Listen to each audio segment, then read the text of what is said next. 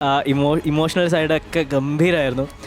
ഇപ്പം പറയാണ്ടിരിക്കാൻ പറ്റാത്തതുകൊണ്ട് കുറച്ച് സ്ലിപ്പുകൾ അവിടെ എവിടെയും. പിന്നെ വിടിയിൽ വന്ന പിന്നാലും അത് അവിടെയുള്ളൊരു സംഗതി, പൂവാസം വീസും ഉന്തൽ കൂന്തലടി, ആ ഒരു സംഗതി.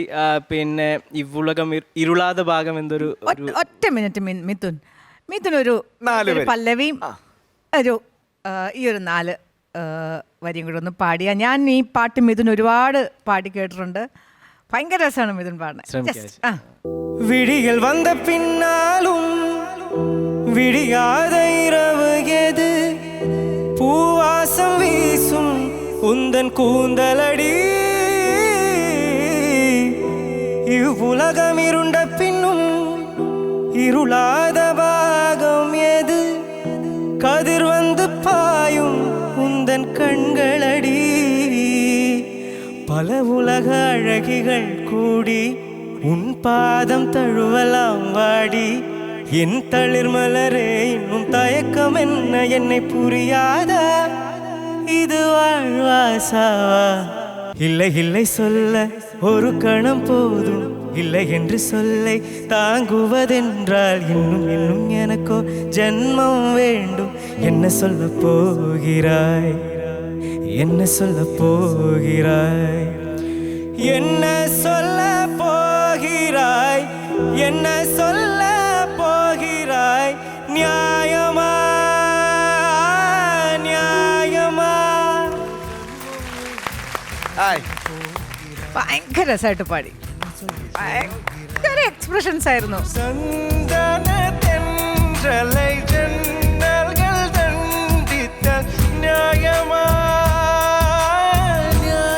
എക്സ്പ്രസീവ് എന്ന് വെച്ചാൽ ഓരോ വാക്കിൻ്റെ അർത്ഥം അറിഞ്ഞ് പാടുന്ന പോലെ ഇരുന്നിരുന്നു. ശരിക്കും ഒരു തമിഴ് ആസ്വദിച്ച് പാടുന്ന ഒരു തമിഴിനെ പോലെയാണ് മോനി പാട്ട് പാടിയത്. എനിക്കറിയില്ല whether you know the meaning already. മനസ്സിലായല്ലേ? ഭയങ്കര എക്സ്പ്രസീവ് ആയിരുന്നു. ആൻഡ് എനിക്കതാണ് എക്സ്പ്രഷൻ എന്ന് പറഞ്ഞ സാധനം കിട്ടിക്കഴിഞ്ഞാൽ ഞാൻ ഇതിന് ഫുൾ മാർക്കാണ് കേട്ടോ. ഇയാളൊരു അസറ്റാണ് സരിഗമപാടെ. മനസ്സ് വെച്ച് ശ്രീജിഷു പാടി അത് വേറെ ലെവലാണ് കേട്ടോ. ஒரு கணம் போதும், இல்லை என்று சொல்லை தாங்குவதென்றாய், இன்னும் இன்னும் எனக்கு ஒரு ஜன்மம் வேண்டும், என்ன சொல்ல போகிறாய்.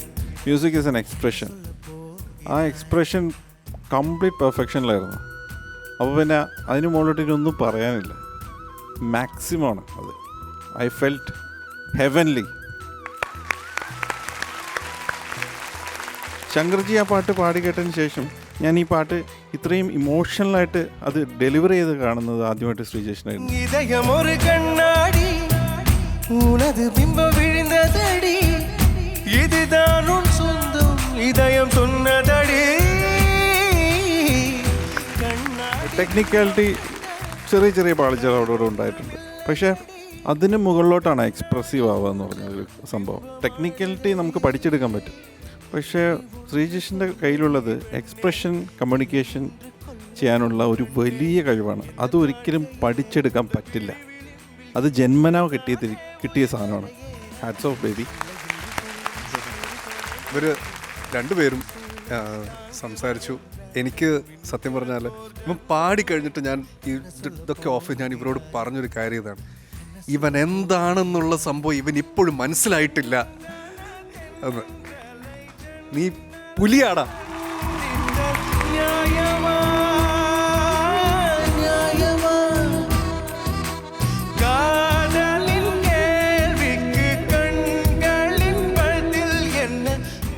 ആ വോയിസ് ഉണ്ടല്ലോ, ഓ എൻ്റെ അമ്മോ, അതും പെർഫെക്റ്റ് സോങ് സെലക്ഷൻ എന്നൊക്കെ പറഞ്ഞു കഴിഞ്ഞാൽ വേറെ ലെവൽ. ഓ എൻ്റെ ശ്രീഷ, ഞാൻ ഭയങ്കര ഹാപ്പിയാണ്.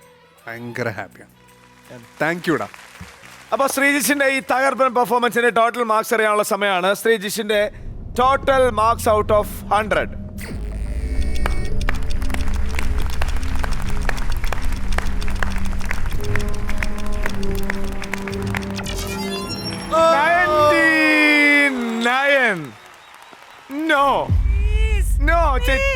ചേച്ചി പറ്റില്ലത്.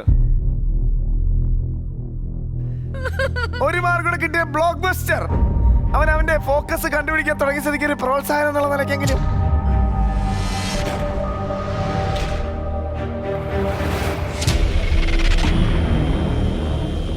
എനിക്ക് പോയി അടിക്കാമോ? ഇല്ല, ഇത് പാപ്പന്റെ അപ്പീലിനുള്ള സമയമാണ്.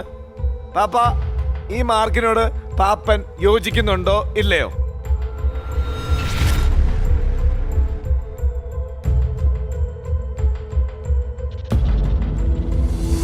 നൗഷാദ് മാഷെ, എന്താ തോന്നണേ?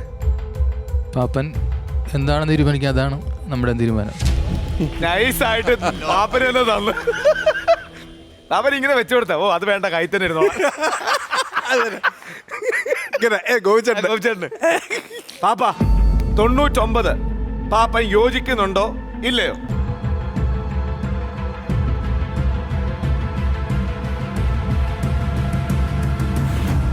പാപ്പ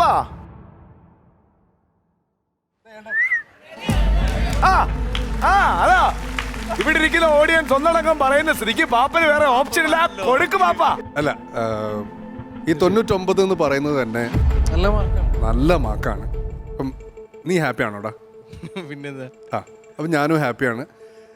ഓക്കെ, പറഞ്ഞ പോലെ ടെക്നിക്കാലിറ്റീസിൻ്റെ ചെറിയൊരു പ്രശ്നം. പക്ഷേ ഇമോഷണൽ മാർക്സ് ഇവരെല്ലാവരും മനസ്സിൽ 100ആണ്. എല്ലാവരുടെയും മനസ്സിൽ 100ആണ്. ഇത് ആ ജോലിയുടെ ഭാഗമായിട്ട് ഇച്ചിരി ഒന്ന് കുറച്ചു. അല്ലെങ്കിൽ ഇപ്പൊ 100 കാര്യമില്ല, എല്ലാരും ചിരിച്ചു കണ്ടില്ലേ, മതിയില്ല. അതാണ്